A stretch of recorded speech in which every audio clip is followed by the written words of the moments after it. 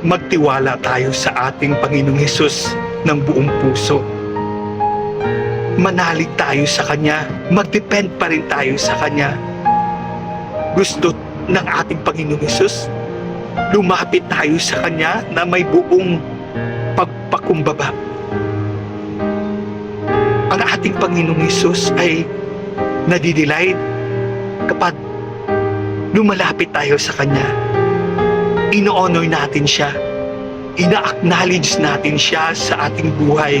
Kaya pinapasa Diyos natin ang will, ang directions, ang plano niya sa ating buhay. Siya ang masunod, mga kapatid.